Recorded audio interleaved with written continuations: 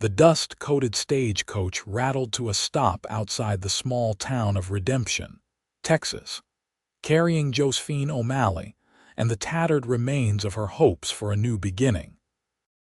It was the summer of 1875, and after 3 weeks of grueling travel from Boston, she had finally arrived at her destination, the place where she was meant to meet the man whose letters had promised her a life of comfort and respect as his wife. Josephine stepped down from the coach, her navy traveling dress wrinkled from the journey, her gloved hands clutching a small valise containing everything she owned in the world. At 22 years of age, with no family left in Boston after her father's passing, and the factory where she worked closing its doors, answering Mr. Edwin Porter's advertisement for a bride had seemed the only sensible choice. "You must be Miss O'Malley," called a thin, balding man in a suit that had seen better days. "I'm Frederick Toombs, Mr. Porter's business associate. I'm afraid I have some rather unfortunate news." Josephine's heart sank, but she maintained her composure. "Where is Mr. Porter?"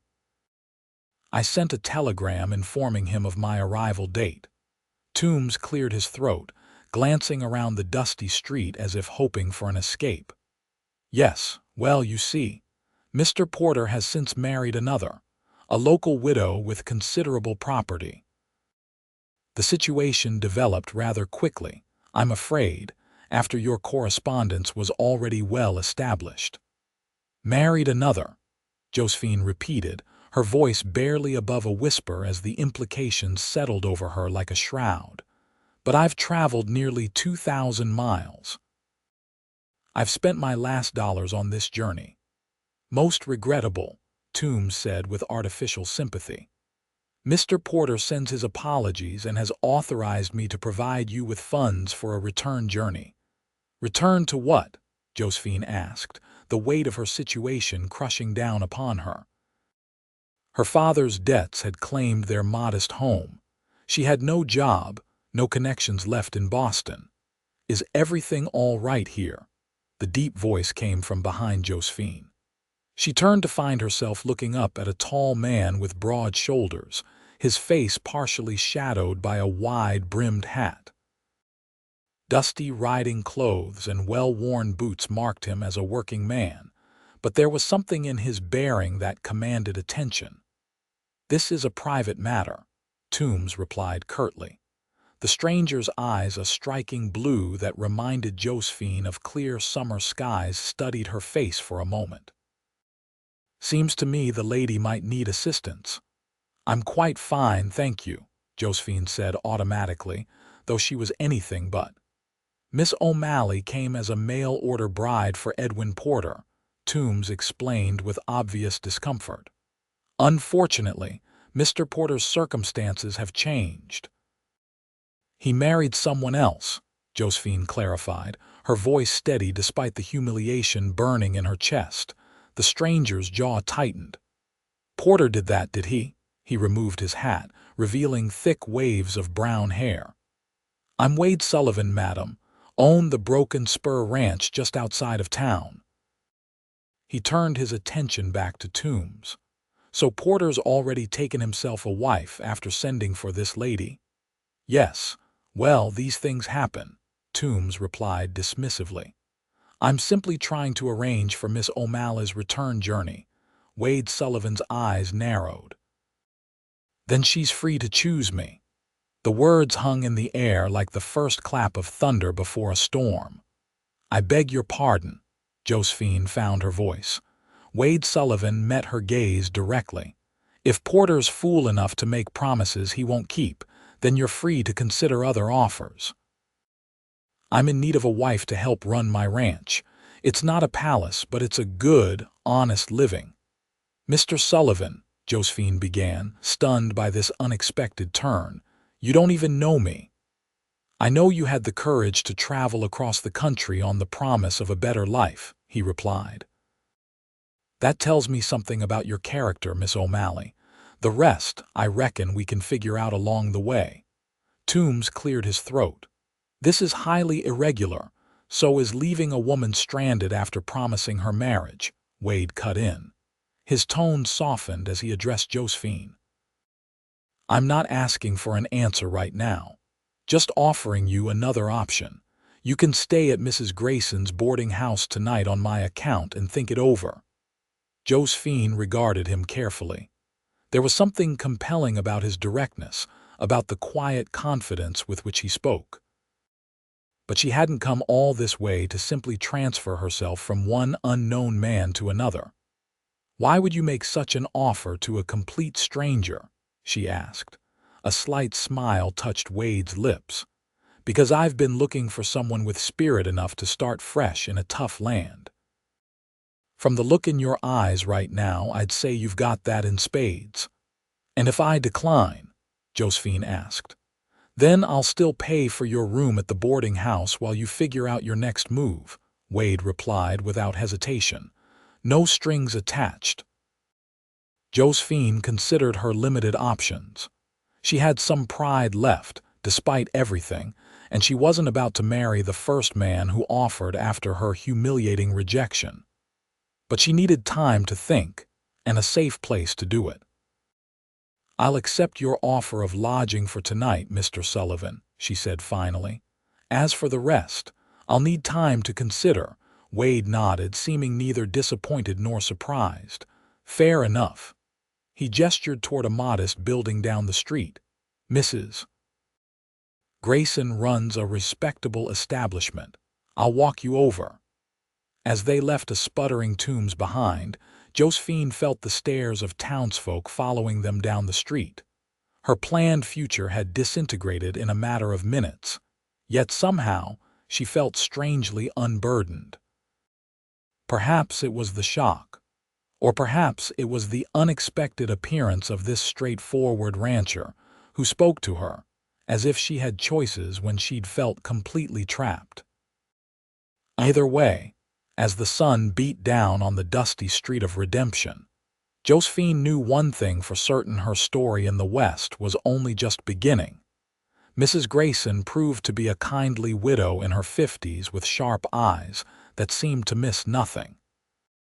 After Wade explained the situation in mercifully vague terms that preserved Josephine's dignity, the older woman showed her to a small but clean room on the second floor of the boarding house.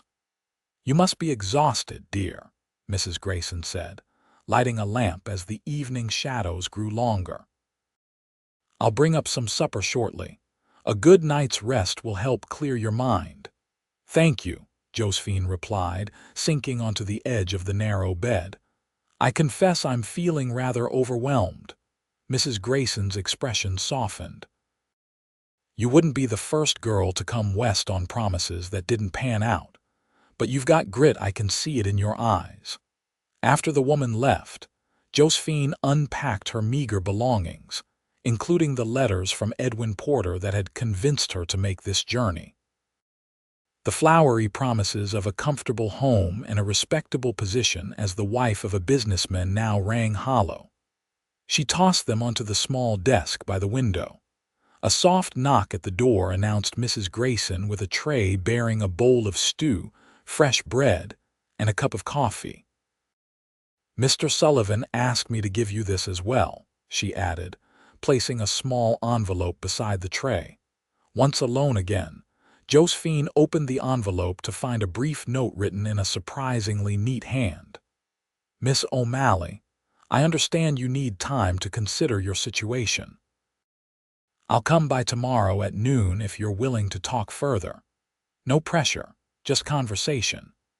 Wade Sullivan. Below the note was a small stack of dollar bills, enough to secure her room for at least a week, or to purchase a stage ticket to the nearest large city.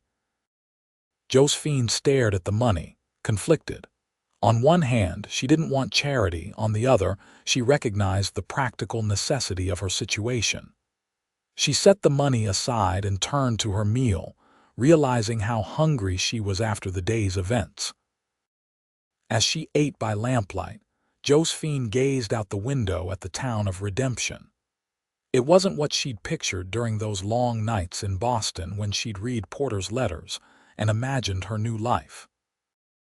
The buildings were more weathered, the streets dustier, the whole place smaller than she'd envisioned. Yet there was something honest about its rough edges that appealed to her more than Porter's too smooth promises. Morning brought renewed clarity. Josephine dressed in her best dress, a modest blue cotton with white trim, and made her way downstairs, where she found Mrs. Grayson preparing breakfast for her boarders. "There's coffee on the stove, dear," the older woman called, "and eggs coming right up." Josephine settled at the table, nodding politely to the other boarders, two traveling salesmen and an elderly gentleman who tipped his hat, before returning to his newspaper. She was finishing her breakfast when the front door opened, admitting a young woman about her own age, dressed in a fashion that seemed almost ostentatious for the early hour. "Miranda," Mrs. Grayson greeted, though Josephine detected a slight coolness in her tone. "What brings you by so early?" "Just being neighborly," the woman replied with a smile that didn't quite reach her eyes. She turned to Josephine. "You must be the Eastern girl who came for Edwin Porter." Josephine straightened her spine. "I'm Josephine O'Malley, yes." "Miranda Porter," the woman said, and Josephine felt as though she'd been doused with cold water. "Edwin's wife." The dining room fell silent as the other boarders suddenly became very interested in their meals. "I see," Josephine managed, keeping her voice level. "Congratulations on your marriage." Miranda Porter's smile sharpened. "Thank you. I just wanted to meet the woman my husband was corresponding with. Edwin told me all about it, of course. Such a misunderstanding." "Was it?" Josephine asked, unable to keep a hint of steel from her voice. "Well, of course. Edwin never intended for things to progress so far with your letters. He was merely being polite." Miranda adjusted a gold bracelet on her wrist. "We've been sweethearts since childhood, you see. Our marriage was always going to happen once my late husband's affairs were settled." Mrs. Grayson intervened before Josephine could respond. "Miranda, I'm sure you didn't come all this way just to clear up a misunderstanding." Miranda's eyes glittered. "Actually, I also came to offer Miss O'Malley a position. My household needs a new maid, and since she's already traveled all this way." The insult was so blatant that Josephine nearly laughed. Instead, she calmly set down her coffee cup. "How thoughtful of you, Mrs. Porter, but I believe I have other prospects to consider." "Oh." Miranda's perfectly shaped eyebrows arched. "I heard Wade Sullivan offered to make you his wife. Rather impulsive of him, wouldn't you say? Wade's a bit rough around the edges, hardworking, certainly, but hardly the sort a refined Eastern lady would consider." "I find honesty refreshing," Josephine replied coolly. Miranda's smile tightened. "Well, should you change your mind about the maid position, do let me know. It would be so much more appropriate than rushing into another hasty arrangement." After Miranda departed in a cloud of expensive perfume, Mrs. Grayson placed a comforting hand on Josephine's shoulder. "Don't mind her. Miranda Blackwell Porter now, I suppose, has always thought herself above the rest of us because her daddy owned the bank before he lost it gambling." "Is that why she married her first husband?" Josephine asked. Mrs. Grayson nodded. "Old Mr. Jenkins was 30 years her senior but had money. He passed last year." She hesitated. "As for Wade Sullivan, he's a good man, works harder than anyone I know, built that ranch from nothing." "You think I should accept his offer?" Josephine observed. "I think you should talk to him," Mrs. Grayson replied carefully. "In this country, a woman needs either money of her own or a good partner. Wade Sullivan would be the latter." When noon arrived, Josephine was waiting on the boarding house porch, having spent the morning considering her limited options. The spring air was warm, carrying the scent of sage and distant rain. She watched as Wade Sullivan rode up on a handsome chestnut horse, dismounting with the easy grace of a man accustomed to life in the saddle. "Miss O'Malley," he greeted. removing his hat. In the full light of day, she could see his features more clearly: strong jawline, straight nose, those striking blue eyes set in a face weathered by sun and wind. He wasn't conventionally handsome like the Boston men she'd known, but there was an honest appeal to him. "Mr. Sullivan," she returned his greeting. "Thank you for the funds you left. It was very generous." It seemed the right thing to do. He gestured toward the street. "I thought we might walk a bit if you're amenable. Easier to talk without the whole town listening in." As they strolled down Redemption's Main Street, Josephine became aware of curious glances from townspeople. News traveled fast in small communities, and she had no doubt that everyone knew her situation by now. "I met Mrs. Porter this morning," she said, breaking the silence. Wade's expression darkened. "Did you now? I imagine that was interesting. She offered me a position as her maid," Josephine said with a wry smile. Wade actually stopped walking. "The nerve of that woman," he muttered.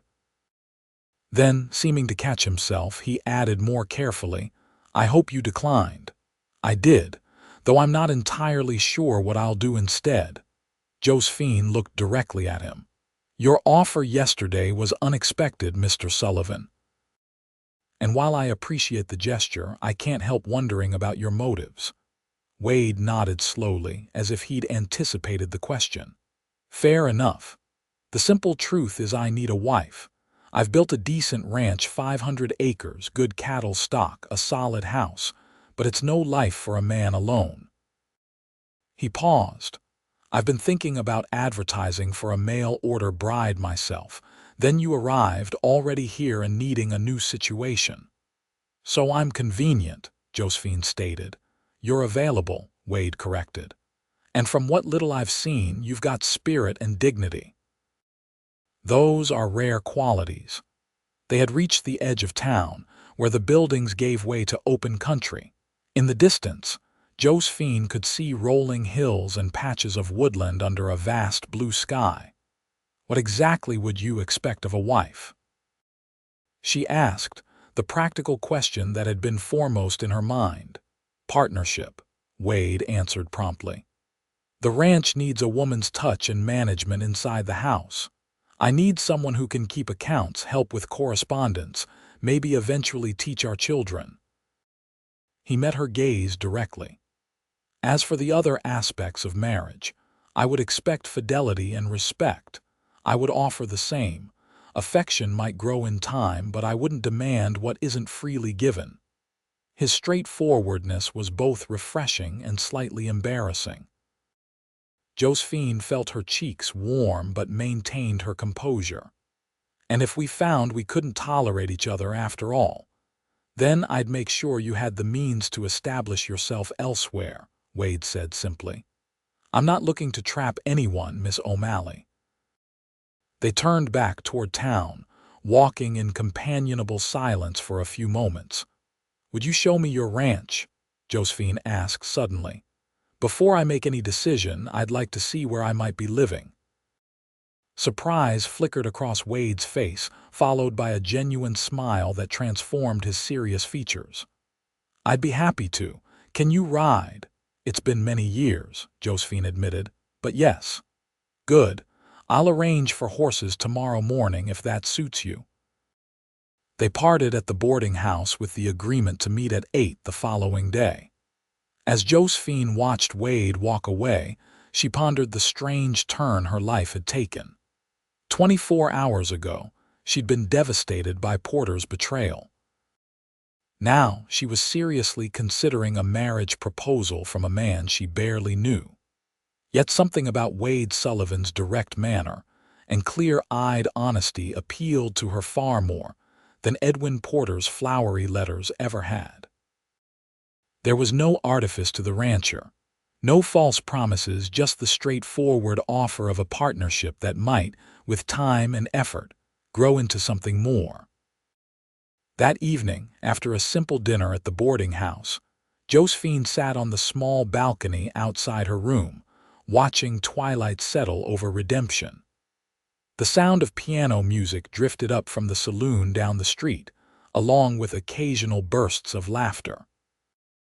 This small frontier town was a world away from the crowded streets of Boston, yet she found herself strangely drawn to its openness, to the sense of possibility that seemed to hang in the very air. "Made any decisions?" Mrs. Grayson asked, joining her with 2 cups of tea.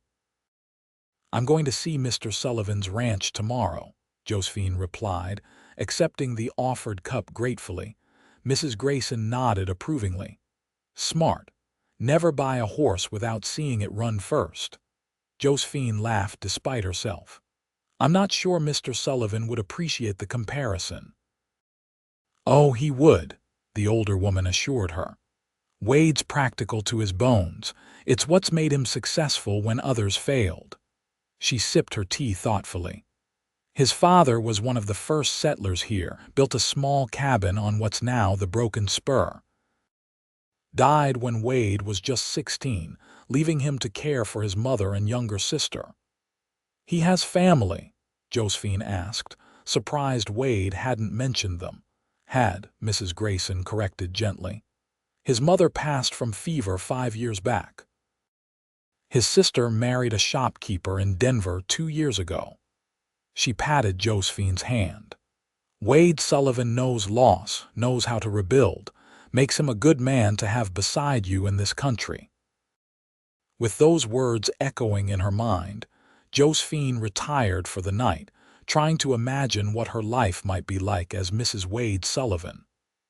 It wasn't the future she'd planned, but then again, nothing about her journey west had gone as expected.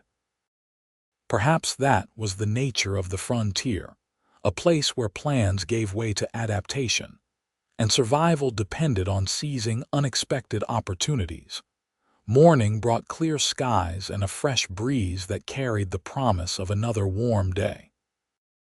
Josephine dressed in her most practical outfit, a simple brown skirt and white shirtwaist, and braided her chestnut hair tightly.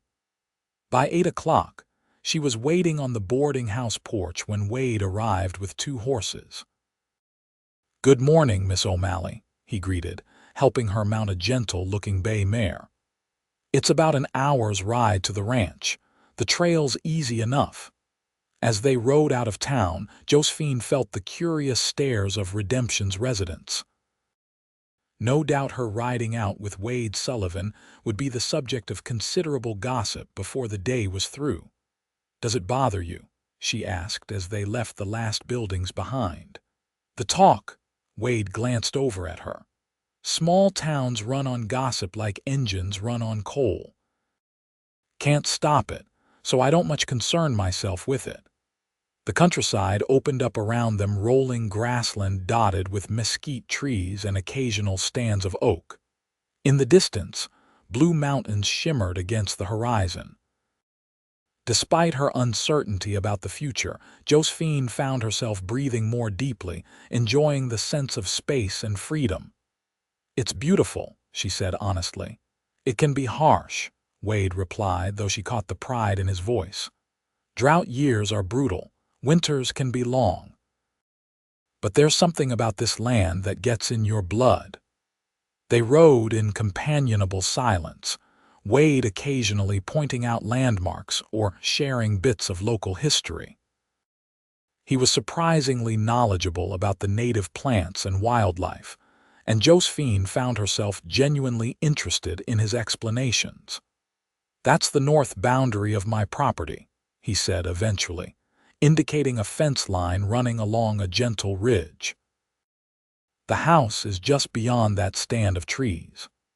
As they crested the ridge, Josephine got her first view of the Broken Spur Ranch. The house was larger than she'd expected, a 2-story structure of timber and native stone with a wide porch wrapping around 3 sides.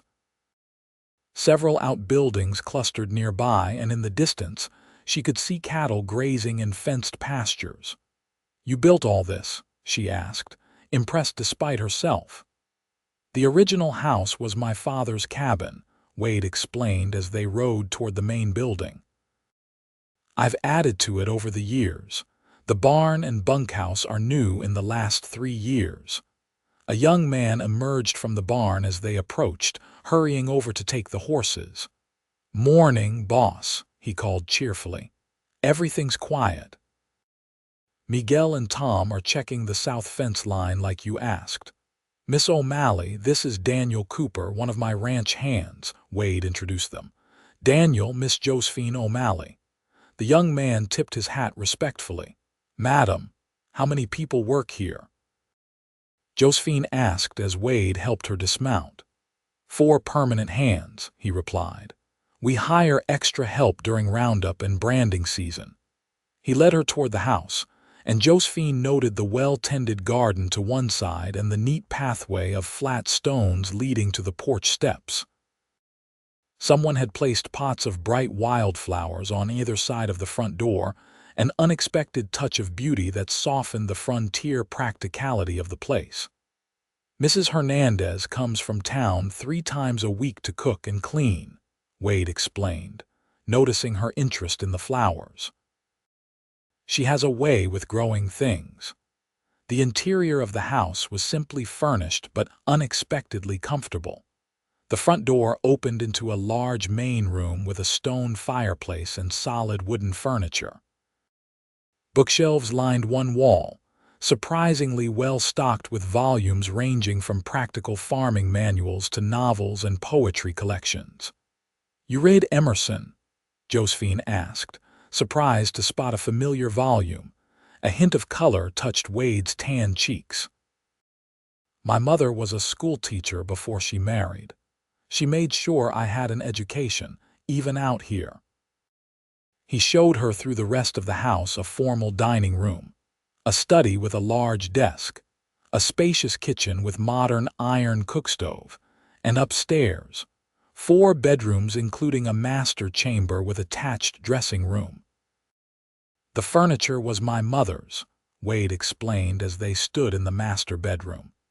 "It's seen better days, but it's solid.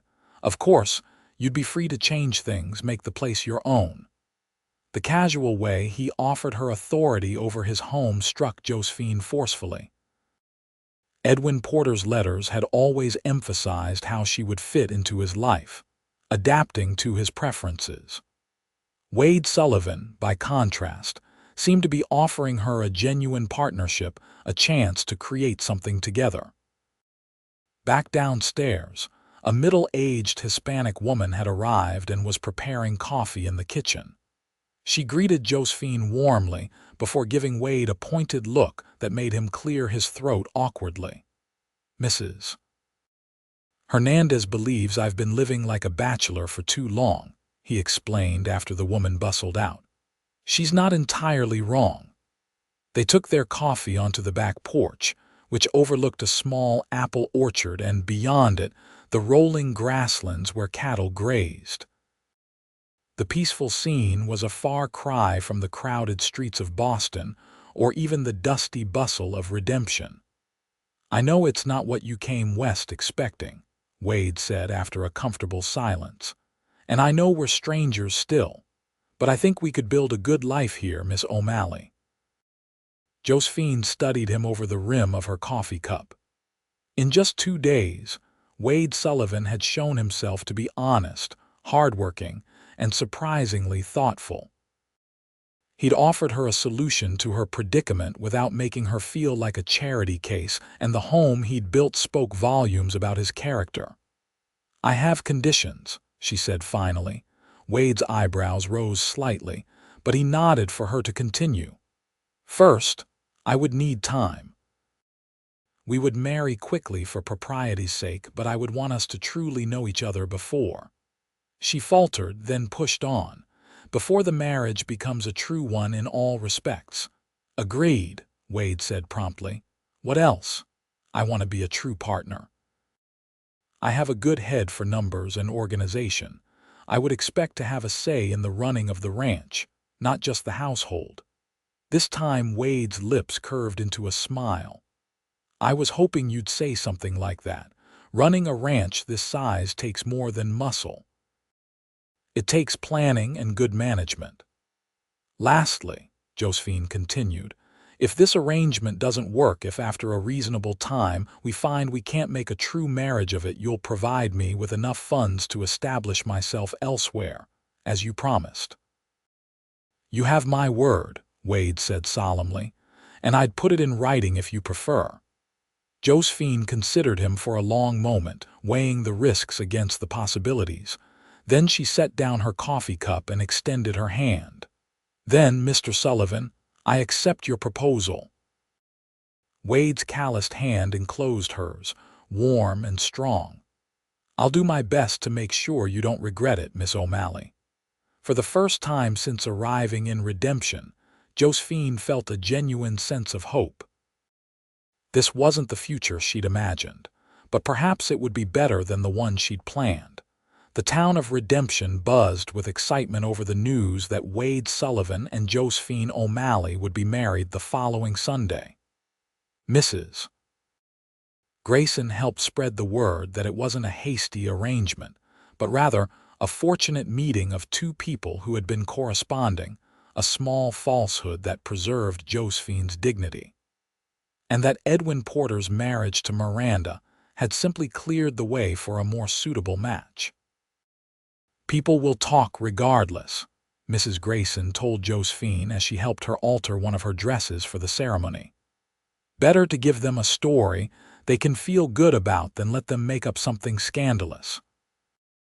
Wade visited the boarding house each day, sometimes taking Josephine for walks around town, other times bringing her to the ranch to familiarize herself with what would soon be her home.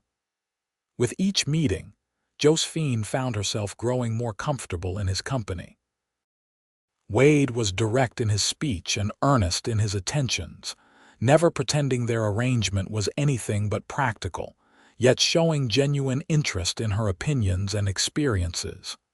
"Tell me about Boston," he encouraged during one of their walks. "What was your life like there?" Josephine described her childhood in a modest but respectable neighborhood, her father's work as a clerk in a shipping office, and her own employment at a textile factory after finishing school. "It wasn't an exciting life," she admitted, "but it was stable until my father died. The debts he left." She shook her head. "The factory closed the same month. It seemed like a sign that I needed to make a change." "Is that when you answered Porter's advertisement?" Wade asked. Josephine nodded. His letters painted such a picture of opportunity here. A growing town, his successful business. She gave a rueful smile. "I should have been more skeptical." "Porter has a way of making things sound better than they are," Wade said with a hint of grimness. "His successful business is a small general store that stays afloat mainly because his new wife had inheritance money." 3 days before the wedding, while Josephine was shopping for supplies at that very store, deliberately when she knew Porter would be out, Miranda Porter cornered her by the fabric bolts. "So you've decided to settle for Wade Sullivan," Miranda said, her voice pitched to carry to the other shoppers. "How practical of you." "I consider myself fortunate," Josephine replied evenly. "Mr. Sullivan is a good man." Miranda fingered an expensive length of silk. "Good, yes. Simple. Unrefined, but I suppose when one is desperate." She let the implication hang in the air. Josephine felt a flash of anger on Wade's behalf. "Mr. Sullivan has built something real with his own hands," she said, keeping her voice level. "That takes intelligence and character qualities I've come to value more than empty charm." Miranda's smile tightened. "Edwin and I were hoping you might stay in town. We still need a maid, and really, wouldn't that be more suitable for someone of your background? After all, what does a factory girl know about being a rancher's wife? About as much as a banker's spoiled daughter knows about genuine kindness," Josephine retorted before she could stop herself.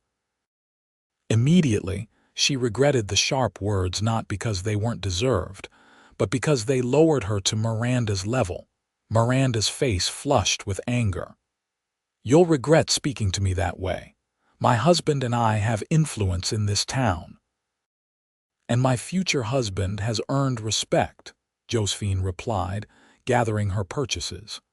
"Good day, Mrs. Porter."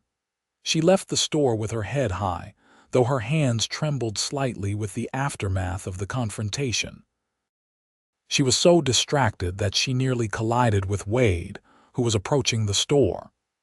"Josephine," he said, concern evident in his voice as he steadied her. It was the first time he'd used her given name, and despite her agitated state, she noted how naturally it sounded from his lips. "What's wrong?" "Nothing," she said automatically, then reconsidered. "Actually, I just had a rather unpleasant exchange with Mrs. Porter." Wade's expression darkened. "What did Miranda say?" Josephine hesitated, then decided honesty was best. "She suggested I should reconsider being a maid in her household rather than your wife." "The nerve of that woman," Wade muttered, echoing his reaction from days before. "Miranda Blackwell always did think the world existed to serve her purposes." "It doesn't matter," Josephine assured him. "I'm not concerned with her opinion."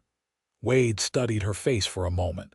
"Still, I'm sorry you had to face that. Some people in this town can be small-minded, and others can be surprisingly generous," Josephine countered, giving him a genuine smile. "Mrs. Grayson is hosting a small gathering for us after the wedding. She said it's tradition for a bride to be properly welcomed to the community." Wade looked momentarily uncomfortable. "You don't have to go through with this, you know." "If you've changed your mind, I haven't," Josephine interrupted firmly. "Unless you have." "No," Wade said quickly. "Not at all." A hint of a smile touched his lips. "I just want to be sure you know what you're getting into, tying yourself to a rough rancher." "I believe I'm tying myself to a good man," Josephine replied simply. "The rest we'll figure out together." The Sunday of the wedding dawned clear and mild. Mrs. Grayson helped Josephine dress in her best gown, a pale blue silk that had been her mother's, carefully preserved and altered for the occasion. Her chestnut hair was arranged in a simple but elegant style, adorned with a small spray of wildflowers that one of the ranch hands had delivered that morning with Wade's compliments.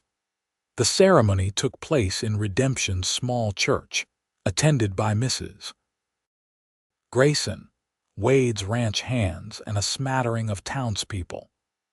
Reverend Johnson kept the service brief but meaningful, speaking about partnership and mutual respect in terms that seemed particularly appropriate for their unique situation. When Wade slipped a simple gold band onto her finger, his mother's, he told her quietly and repeated his vows in a clear, steady voice. Josephine felt an unexpected surge of emotion. This wasn't the romantic culmination of a love match. Yet there was something profoundly moving about the sincerity in Wade's eyes as he promised to honor and cherish her. The gathering afterward at the boarding house was livelier than Josephine had expected. Mrs. Grayson had prepared a feast, and someone produced a fiddle for dancing. Josephine found herself welcomed warmly by most of the townspeople, many of whom seemed genuinely pleased that Wade Sullivan had finally taken a wife. "About time that boy settled down," declared an elderly rancher as he shook Wade's hand vigorously. "And you couldn't have found yourself a prettier bride." Josephine blushed at the compliment, especially when she caught Wade's eye and saw him nod in agreement. Edwin and Miranda Porter made a brief appearance, ostensibly to offer congratulations but primarily, Josephine suspected, to satisfy their curiosity. Edwin, a thin, nervous man with oiled hair and an overly elaborate waistcoat, barely met her eyes as he mumbled good wishes, while Miranda's smile was as cold as winter frost. "Such a charming, rustic celebration," Miranda commented, glancing dismissively around the boarding house parlor. "I'm sure you'll be very happy in your little ranch house." "Thank you, Mrs. Porter," Wade replied before Josephine could respond. We certainly will be, and we'd be delighted to have you and Edwin out to the Broken Spur sometime. It's been significantly expanded since you last saw it. Nearly twice the size of your father's old place before the bank took it, as I recall. Miranda's smile froze, and she tugged at her husband's arm. We really must be going, Edwin. So many social obligations tonight. After they departed, Josephine gave Wade a questioning look. That was rather pointed. Wade had the grace to look slightly abashed. Sorry. Miranda's father foreclosed on several struggling ranches during the drought years, including my father's original property. I bought it back acre by acre once I got established. He paused. I shouldn't have let her get under my skin on our wedding day. I think we're even then, Josephine said with a small smile. I may have implied she was a spoiled, unkind woman when she confronted me in the store. Wade's surprised laugh drew curious glances from nearby guests. I'd have paid good money to see that, he said, his blue eyes warm with appreciation. As the celebration continued into the evening, Josephine found herself genuinely enjoying the company of her new neighbors. Mrs. Hernandez, Wade's housekeeper, pulled her aside at one point to press a small package into her hands. Wedding gift, the woman said with a motherly smile. Special tea good for bride's nerves.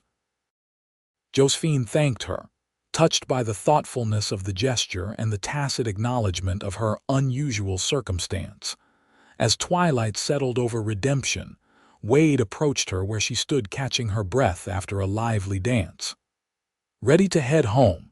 He asked quietly. It's a bit of a ride, and I don't want to tire you out completely. Home.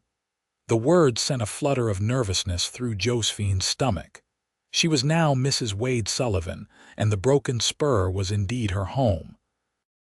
They said their goodbyes, accepting congratulations and good wishes from the assembled guests. Mrs. Grayson hugged Josephine tightly. You've made a good choice, the older woman whispered, and so has he. The ride to the ranch was mostly silent. The soft clop of hooves and the occasional nightbird call the only sounds breaking the evening stillness. Josephine was acutely aware of Wade riding beside her, his tall figure silhouetted against the deepening twilight. For all the time they'd spent together over the past week, this moment felt profoundly different. They were husband and wife now, bound by law and promise. The ranch house was lit up welcomingly when they arrived, lanterns glowing in the windows. Mrs. Hernandez had evidently come ahead to prepare the house for their return, and a small supper waited in the kitchen despite the food they'd already enjoyed at the celebration. She's been cooking for 3 days, Wade said with a fond shake of his head. Determined we won't starve during our first week of marriage. The mention of their marriage hung in the air between them, a reminder of all that remained undefined in their relationship. Wade cleared his throat. I've had the blue bedroom prepared for you, he said. I thought. That is, we agreed you'd want time. Thank you, Josephine said quietly, relieved and yet somehow disappointed at the same time. I appreciate your understanding. Wade nodded. Your trunks arrived from the boarding house this morning. Everything should be in your room. He hesitated.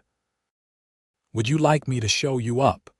The house felt different now that she was here as its mistress rather than a visitor. As they climbed the stairs, Josephine was keenly aware of Wade's presence behind her, of the soft creak of his boots on the wooden steps. The blue bedroom was across the hall from the master chamber that would, presumably, someday be theirs together. Someone, Mrs. Hernandez, most likely had placed a vase of fresh wildflowers on the dresser and turned down the crisp sheets on the bed. Will you be comfortable here? Wade asked, remaining in the doorway. Yes, very much so, Josephine assured him. An awkward silence fell between them. Well then, Wade said finally. Good night, Josephine. Sleep well. Good night. Wade, she replied, his given name still unfamiliar on her tongue. After he'd gone, Josephine moved about the room, unpacking her few belongings and preparing for bed. Through the window, she could see the vast expanse of starlit prairie stretching away toward the distant mountains. It was beautiful and intimidating at the same time, much like her new marriage. As she slipped into bed, Josephine reflected on the strange path that had brought her to this moment. She had come west seeking security and a fresh start, only to have her plans collapse upon arrival. Yet somehow, in just over a week, she had become the wife of a man who offered her not just security but respect and the promise of a true partnership. Wade Sullivan was still largely a mystery to her, but her instincts told her she could trust him. In time, perhaps their practical arrangement might grow into something more, something with the warmth and affection she'd secretly hoped for when she first decided to become a mail-order bride. For now, though, sleep beckoned, and tomorrow would be her first full day as mistress of the Broken Spur Ranch. The rhythm of life at the Broken Spur quickly absorbed Josephine into its steady flow. She rose early each morning, often finding Wade already gone to oversee the day's work with his men. Mrs. Hernandez arrived 3 days a week to cook and clean, but on other days, Josephine took charge of the household tasks, learning the peculiarities of the large iron cookstove and the best ways to preserve food in the dry climate. To her surprise, Wade had been entirely serious about wanting her help with the ranch's management. On her 3rd day as his wife, he showed her to the study and opened the leather-bound ledgers that tracked the ranch's finances. "My system's not very sophisticated," he admitted as she examined the neatly written columns of figures. "My father taught me basic bookkeeping, but I know there are better methods." Josephine, who had helped her own father with accounts for his small shipping clients, recognized the solid foundation of Wade's system, but also the places where improvements could be made. "This is actually quite well organized," she told him. "But I think we could implement a few changes that would make tracking profits and losses easier." The pleased look on Wade's face when she said, "We," gave Josephine a warm feeling of accomplishment.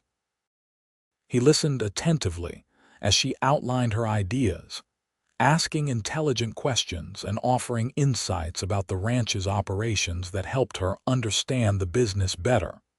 By the end of her first week as Mrs.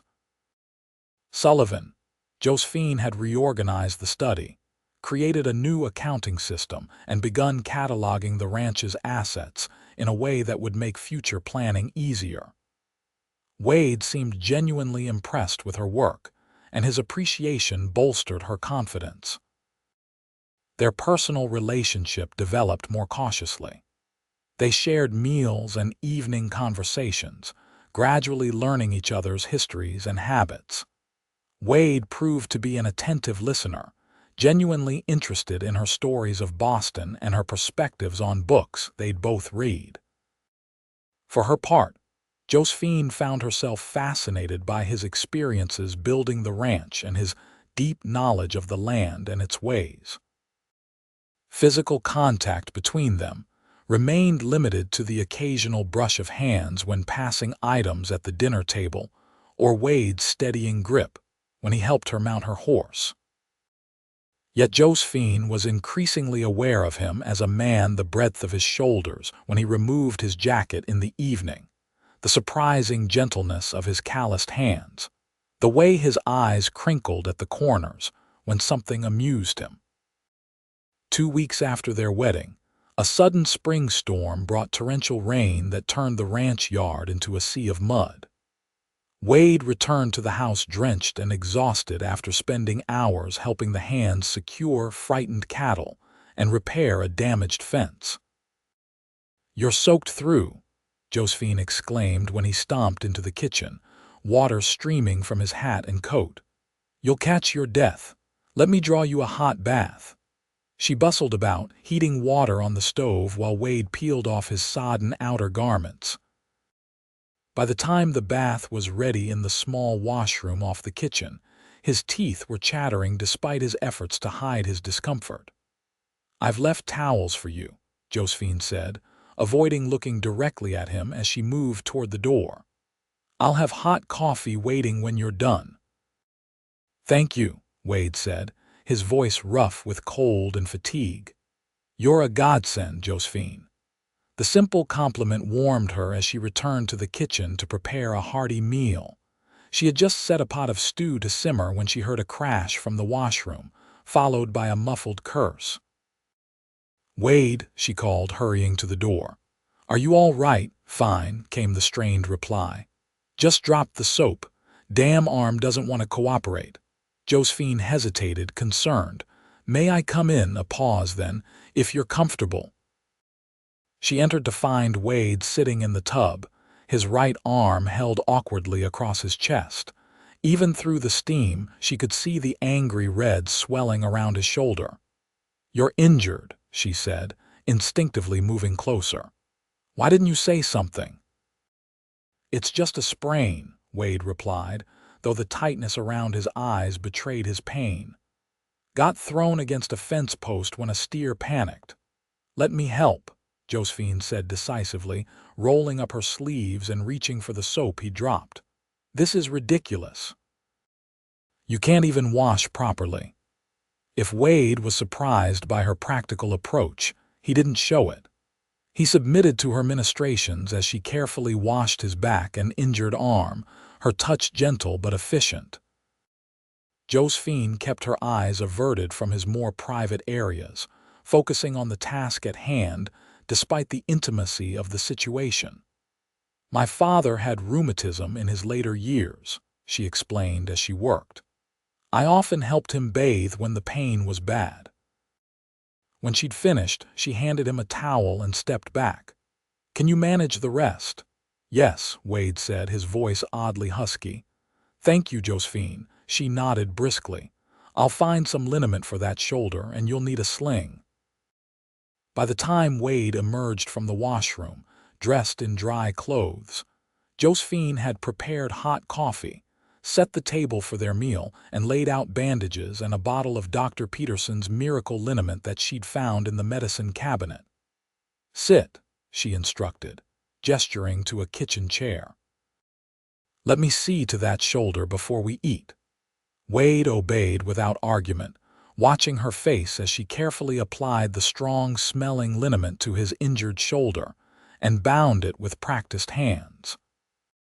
Her fingers worked surely, but she was intensely aware of the warmth of his skin beneath her touch, the solid strength of muscles even in their damaged state.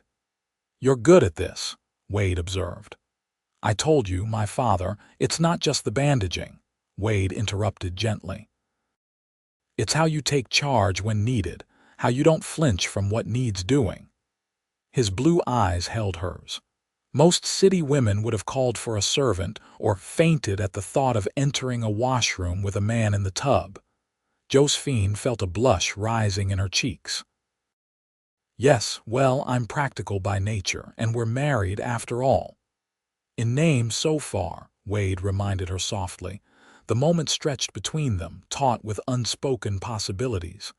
Then Josephine straightened, tucking a stray strand of hair behind her ear. "The stew will be ready. You need to eat and rest." That evening, as they sat before the fireplace in the main room, Josephine with her mending, Wade attempting to read despite his discomfort, she found herself watching him when he wasn't looking. 2 weeks of marriage had taught her much about Wade Sullivan's character, his integrity, his quiet intelligence, his occasional flashes of dry humor. What had begun as a practical arrangement was becoming something else, something she wasn't quite ready to name but could no longer deny. "You're staring," Wade said without looking up from his book. Josephine startled. "I was just wondering if you needed anything for the pain." Wade closed his book and met her gaze. "Josephine, I think we should talk." Her heart quickened. "About what?" "About us. This arrangement." He set the book aside. "You've been here 2 weeks now. Are you content with your decision?" "Yes," she answered honestly. "More than I expected to be." Relief flickered across Wade's features. "Good. I've been worried you might be regretting your choice." "Why would you think that?"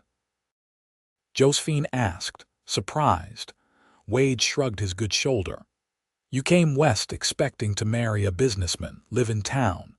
Instead, you're miles from anywhere with a rancher who's gone before dawn most days and comes home covered in dust or worse." Josephine set aside her mending and looked at him directly. "Edwin Porter lured me west with empty promises and then discarded me when something more convenient came along. You offered me honesty and partnership when I had nowhere to turn." She paused. "I've never regretted accepting your proposal, Wade." In the firelight, his eyes seemed deeper blue than usual, intent on her face. "I'm glad, because I've found myself increasingly grateful that Porter was fool enough to let you go." The simple statement, delivered in Wade's straightforward manner, sent warmth spreading through Josephine's chest. "Well," she said, trying to keep her voice light, "his loss is your gain, I suppose." "My very great gain," Wade agreed seriously. They looked at each other across the space between their chairs, the air suddenly charged with awareness. Then Wade winced as he shifted his injured shoulder, breaking the moment. "You should rest," Josephine said, rising to her feet. "That injury won't heal if you don't give it proper care." Wade stood as well, towering over her in the firelit room. "You're probably right." He hesitated, then added quietly, "Thank you, Josephine, not just for today, but for everything since you arrived. You've already made the Broken Spur more of a home than it's been in years." Impulsively, Josephine stepped forward and placed a gentle kiss on his cheek. "Good night, Wade. I hope your shoulder feels better in the morning." His eyes widened slightly at the unexpected gesture, but he made no move to stop her as she gathered her mending and moved toward the stairs. "Good night," he called softly after her. In her bedroom, Josephine touched her fingers to her lips, surprised by her own boldness. It was only a kiss on the cheek, the most innocent of affections, yet it felt like a significant step in their evolving relationship. As she prepared for bed, Josephine acknowledged to herself what she had been reluctant to admit.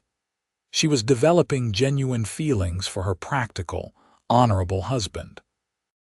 The question now was whether Wade Sullivan felt the same, or if her growing attachment would remain one-sided in what had begun as a marriage of convenience. Spring gave way to early summer, bringing longer days and the busy season of calving at the Broken Spur.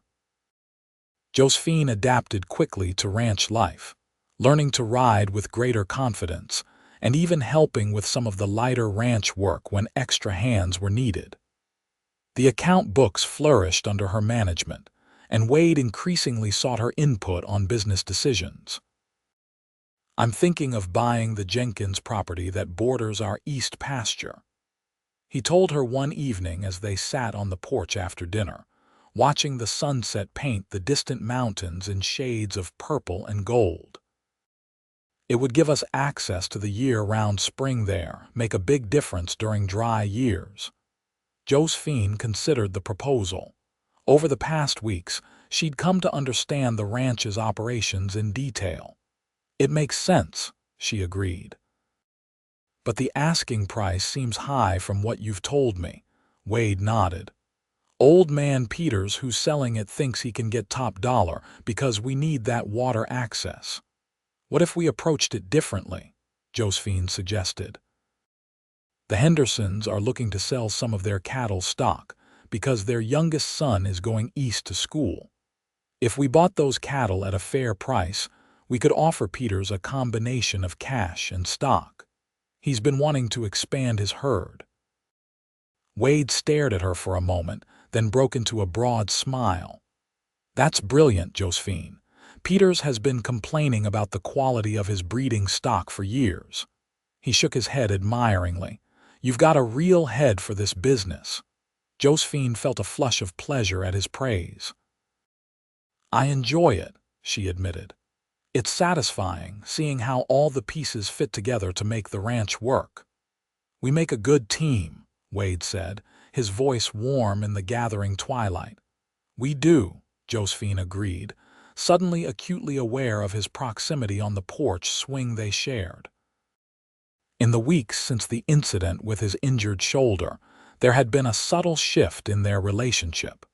Wade's touches lingered a bit longer when he helped her down from her horse. Their evening conversations stretched later into the night. They had developed a comfortable routine together, but beneath it ran an undercurrent of growing attraction that neither had openly acknowledged. "I've been thinking," Wade said after a moment of companionable silence, "about our arrangement." Josephine's heart quickened.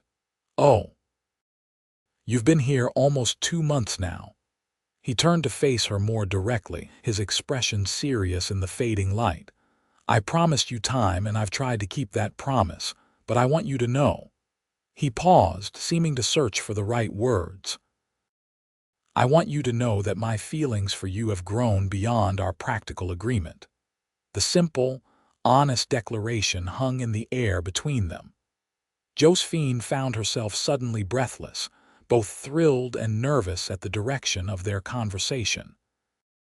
"When I offered marriage that day in town," Wade continued when she didn't immediately respond, "it was partly because you needed help and partly because I needed a wife to help run this place. But these weeks with you—" He reached out to take her hand. "Josephine, I'm falling in love with you. I think maybe I started that very first day when you stood in the street with your chin up despite everything that had happened." "Wade," Josephine managed, her voice barely above a whisper. "You don't have to say anything now," he assured her quickly. "I just wanted you to know where I stand. Our original agreement still holds. I won't press you for more than you're ready to give." Josephine looked down at their joined hands, his large and weathered from years of hard work, her smaller but developing calluses of her own from ranch life. "I've been thinking too," she admitted. "About us. About how different this has been from what I expected." Wade waited patiently as she gathered her thoughts. "When I came west, I thought I knew what I wanted," Josephine continued. "Security, respectability, a comfortable life with a man I might eventually come to care for." She met his eyes. "I never expected to find someone like you, someone who values my mind as much as my domestic skills, who treats me as a genuine partner." She took a deep breath. "I never expected to find myself falling in love with a rancher who proposed to me 5 minutes after we met." Wade's face transformed with hope. "Josephine, are you saying—" "I'm saying that I think it's time we considered ourselves truly married," she replied softly. "In all ways." The joy that lit Wade's features made him look suddenly younger, almost boyish despite his weathered features. He lifted her hand to his lips, pressing a fervent kiss against her palm that sent shivers up her arm. "Are you certain?" he asked, his voice husky. "I don't want you to feel rushed." "I'm certain," Josephine assured him, her heart pounding with a mixture of nervousness and anticipation. "I think perhaps I've been certain for weeks, but afraid to admit it to myself." Wade reached out to touch her cheek, his calloused fingertips infinitely gentle against her skin. "I never thought I'd be grateful to Edwin Porter for anything," he said with a wry smile, "but I thank God every day that he was fool enough to let you go." "Then she's free to choose me," Josephine quoted softly, echoing his words from that first day. "And I'm thanking my lucky stars that you did," Wade replied, leaning forward to kiss her properly for the first time. His lips were warm and surprisingly soft against hers, the kiss beginning tentatively and growing in confidence as she responded. Josephine had been kissed before awkward, fumbling experiences with a boy from her neighborhood in Boston, but never like this, never with this sense of rightness and belonging. When they finally drew apart, The first stars had appeared in the darkening sky above them. Wade's arm had found its way around her shoulders, drawing her against his side in a way that felt both protective and possessive. "Mrs. Sullivan," he said with a tenderness that made her heart skip, "would you do me the honor of sharing my room tonight?" "I would," Josephine replied, her voice steady despite the butterflies in her stomach. "I believe it's time I properly took up my duties as your wife." Wade's answering smile held both desire and deep affection. "Not duties," he corrected gently. "Never think of it that way. What's between us now is about wanting, not obligation." Later that night, in the master bedroom that was now truly theirs, Josephine discovered the truth of Wade's words. He was patient and considerate, guiding her through the initial awkwardness with tender humor and obvious devotion. What began as nervous anticipation transformed into something beautiful, a genuine joining of two people who had found in each other far more than they had initially sought.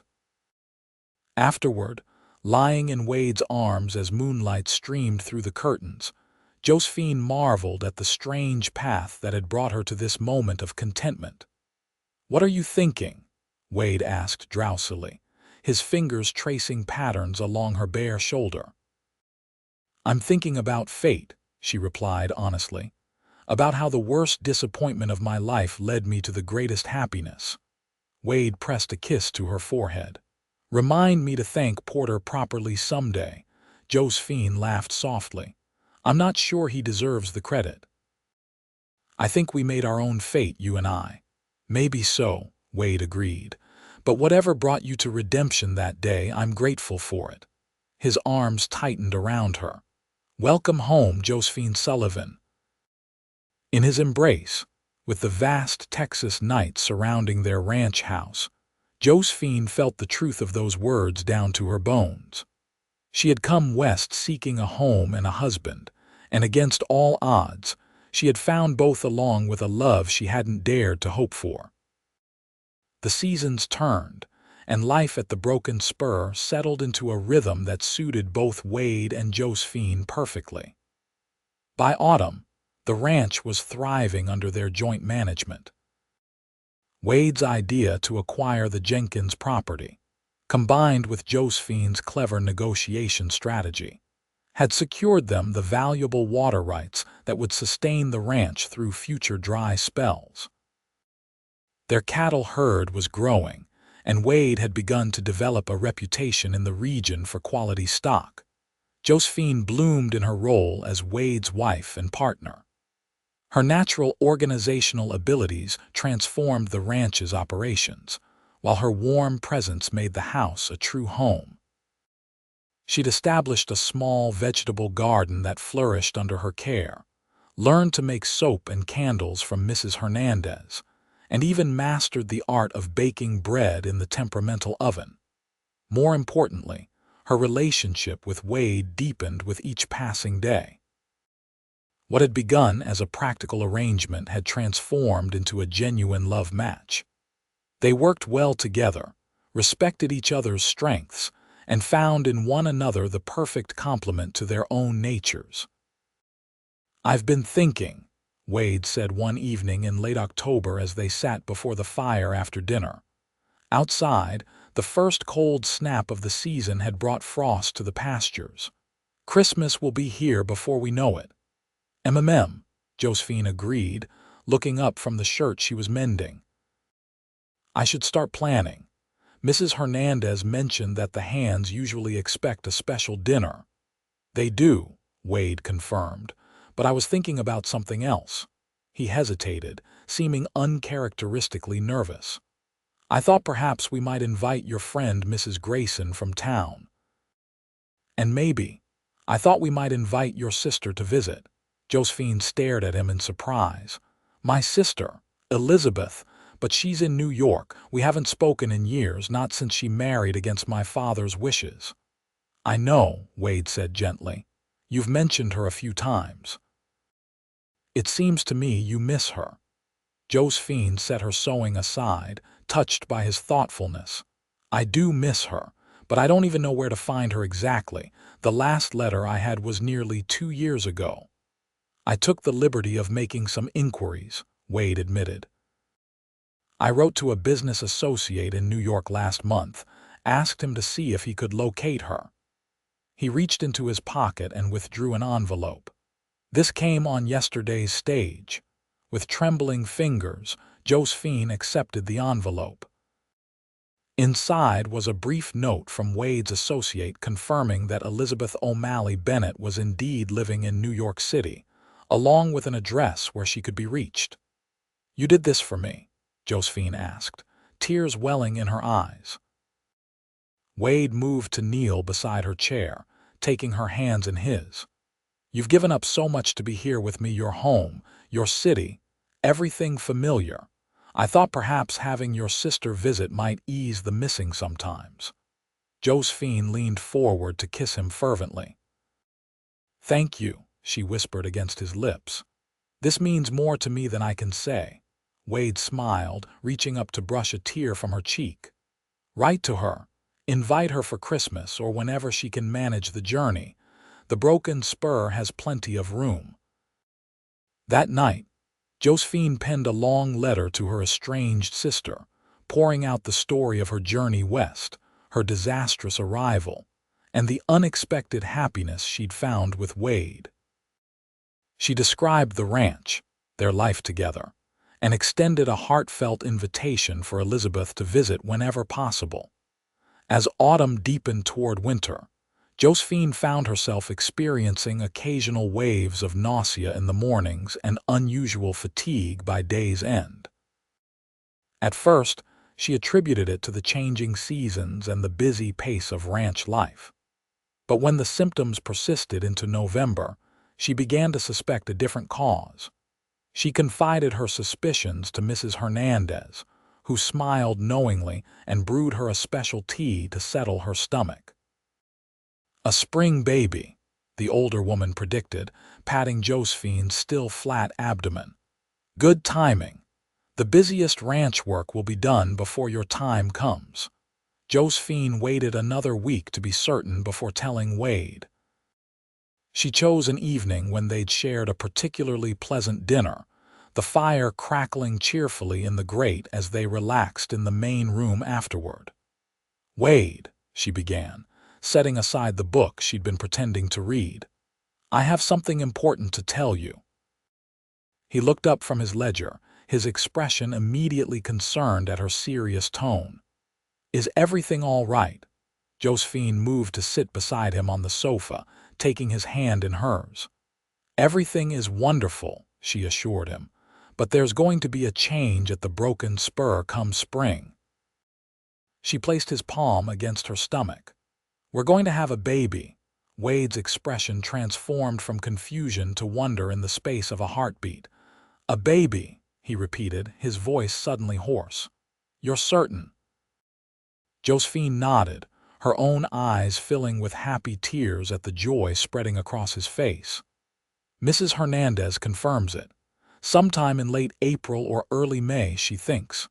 "A baby," Wade said again, seeming unable to find other words. His hand spread protectively over her abdomen, and he suddenly pulled her into a fierce embrace.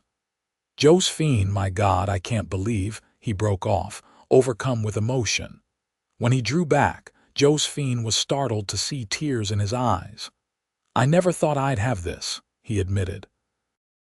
"A wife I adore, a child on the way. After my parents died, I figured the ranch would be legacy enough." "You'll be a wonderful father," Josephine told him, certain of this as she was of few other things in life.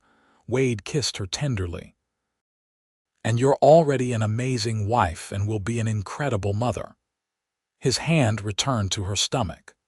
"A baby," he said again, wonder still evident in his voice. The news of Josephine's pregnancy seemed to make their home even warmer as winter settled over the Broken Spur.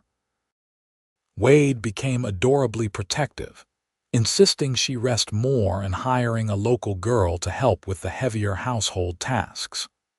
The ranch hands, when told the news, reacted with genuine pleasure, and immediately set about treating Josephine as if she were made of delicate china. "I'm pregnant, not invalid," she protested laughingly to Daniel Cooper, Wade's foreman, when he refused to let her carry a basket of eggs from the henhouse. "Boss would have my hide if you strained yourself, madam," Daniel replied good-naturedly. "Besides, we're all looking forward to having a little Sullivan around the place." In early December, a letter arrived from Elizabeth. Josephine's hands shook as she broke the seal, nervous about what her sister might say after so many years of separation. The letter proved to be everything she could have hoped for: warm, affectionate, and full of joy at reconnecting. Elizabeth wrote of her life in New York with her husband James, a successful architect, and their 2 young children. She expressed heartfelt happiness about Josephine's marriage, and eagerly accepted the invitation to visit, though not for Christmas, as her children were still too small for such a long winter journey. Instead, she proposed coming in May, when travel would be easier. "May will be perfect," Wade said when Josephine shared the letter's contents. "The baby will be here by then. Elizabeth can meet her niece or nephew. You don't mind waiting so long for her visit?" Josephine asked. Wade smiled, pulling her close. "Honestly, I'm relieved. I want your full attention when our child arrives. There will be plenty of time for family visits afterward." Christmas at the Broken Spur was a joyous affair. Mrs. Grayson came from town to stay for 3 days, bringing gifts and gossip in equal measure. The ranch hands joined them for a magnificent dinner prepared by Mrs. Hernandez and Josephine, and afterward they gathered in the main room for music and storytelling.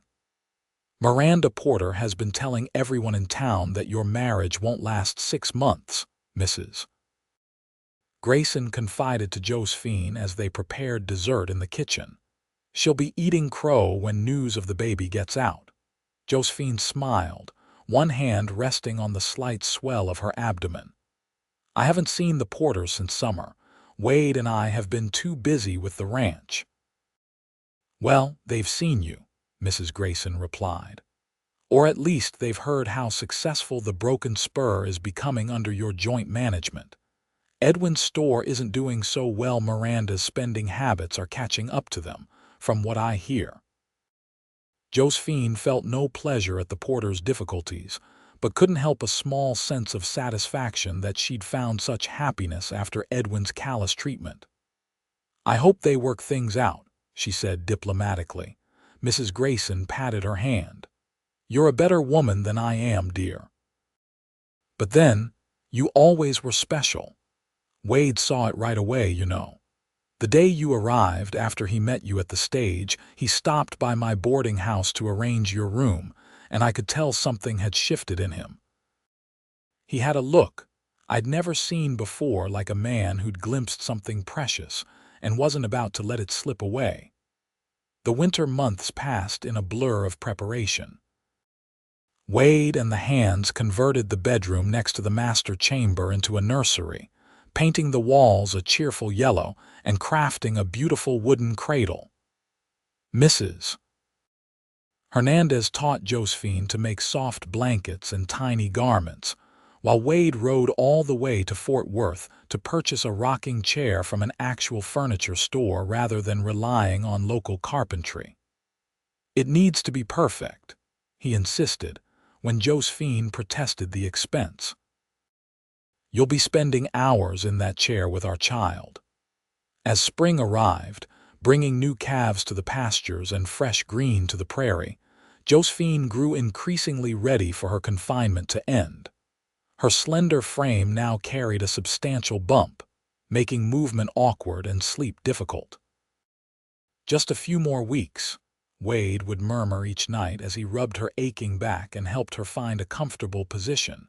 April brought warm days and the sweet scent of wildflowers to the Broken Spur. Dr.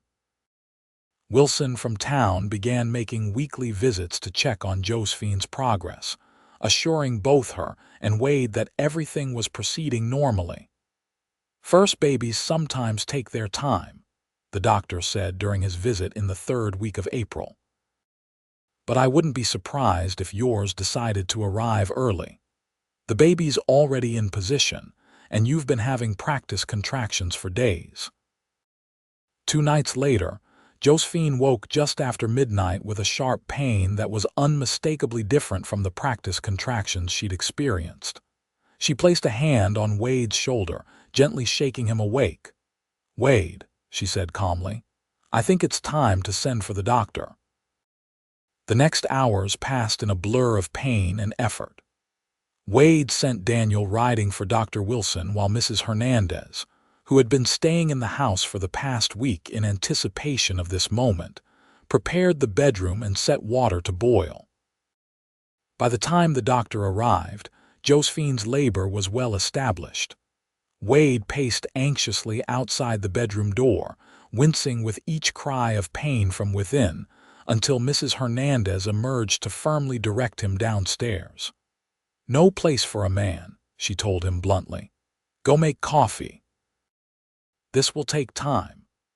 Dawn was breaking over the eastern hills when a new cry joined Josephine's, the thin, indignant wail of a newborn taking its first breath. Wade, who had worn a path in the kitchen floor with his pacing, froze at the sound, his face a study in terrified joy.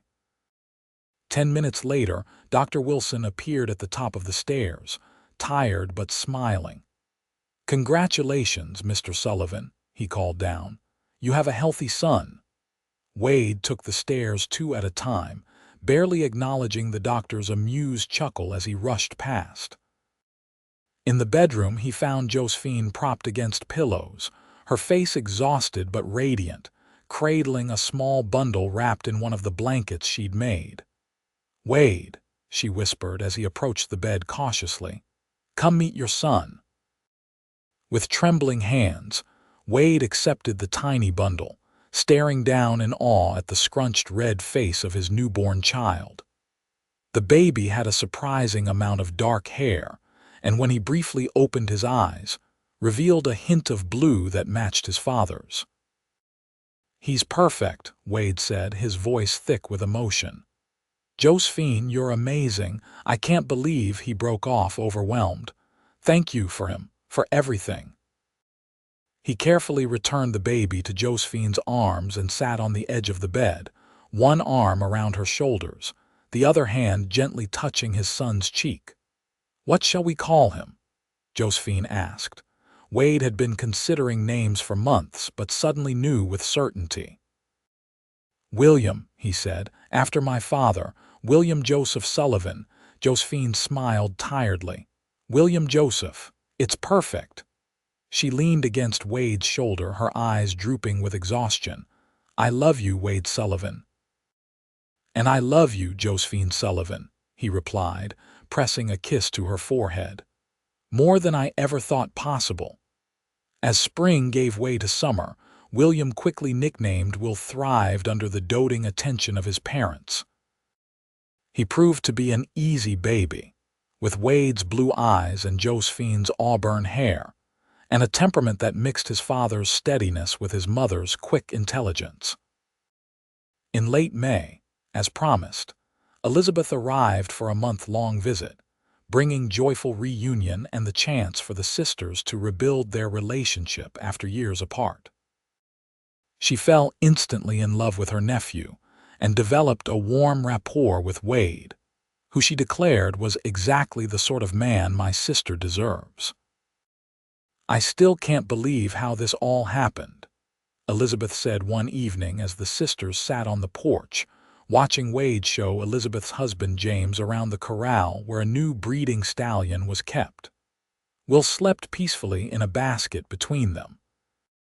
"You came west to marry one man and ended up with another the very same day," Josephine smiled, looking out over the ranch that had become her beloved home. "It wasn't quite that simple," she corrected gently. "Wade and I took time to know each other. But yes, sometimes I can hardly believe it myself. And to think, if Edwin Porter hadn't been such a scoundrel, you might have missed all this," Elizabeth marveled. Josephine reached down to adjust the blanket around her sleeping son. "Wade says we should send Porter a thank you note someday," she said with a laugh. "Have you seen the Porters since?" "Well, since everything happened," Elizabeth asked curiously. "Not often," Josephine admitted. "We cross paths in town occasionally." Miranda always makes a point of commenting on how rustic ranch life must be, while secretly envying everything you have, Elizabeth observed shrewdly. Josephine shrugged. "Perhaps. They've had their struggles. Edwin's store isn't doing well from what I hear." "Well, I think it's marvelously fitting," Elizabeth declared. "The man who discarded you is struggling while you found true happiness. There's justice in that." "I don't wish them ill," Josephine said honestly, "but I am profoundly grateful for how things turned out." She watched as Wade laughed at something James said, his face lighting up in the way that still made her heart skip. "I came west looking for security and found love instead." As summer waned toward autumn once more, the Broken Spur Ranch continued to prosper under the Sullivan partnership. Wade's innovative breeding program was producing exceptional stock, while Josephine's management kept the business side running smoothly, even with a baby demanding much of her attention. On a golden September afternoon, nearly a year and a half after Josephine had first stepped down from the stagecoach in Redemption, she sat under an oak tree near the house, watching Wade play with 5-month-old Will on a blanket spread on the grass. The baby's delighted giggles rose into the warm air as his father lifted him high overhead, then brought him down for a noisy kiss on his chubby cheeks. Josephine's heart swelled with contentment as she observed the two most important people in her world. How strange and wonderful life could be, she mused. A single moment of heartbreak being told she'd been replaced, as Edwin Porter's bride had led directly to the greatest joy she could imagine. Wade caught her watching and smiled, the same warm smile that had first given her hope on that desperate day in Redemption. "What are you thinking about, Mrs. Sullivan?" he called, settling Will against his shoulder as he walked toward her. "I'm thinking about fate," she replied, echoing words she'd spoken on their first night truly together. "And how thankful I am that mine brought me to you." Wade sat beside her, transferring their drowsy son to her arms. "Not just fate," he corrected gently, pressing a kiss to her temple. "Choice too. You chose to trust me when you had every reason not to trust any man. You chose to build this life with me." "The best choice I ever made," Josephine agreed, leaning into his embrace as Will drifted to sleep against her chest.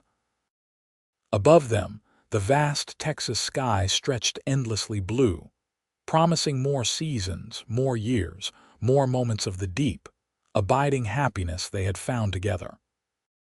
From an inauspicious beginning, a mail-order bride told she'd been replaced had grown a love story neither of them could have anticipated, but both now treasured beyond measure. "Then she's free to choose me," Wade had said that day in Redemption, offering a practical solution to her desperate situation. Neither of them could have known then how those simple words would transform both their lives, leading them to a happiness far greater than either had dared to dream.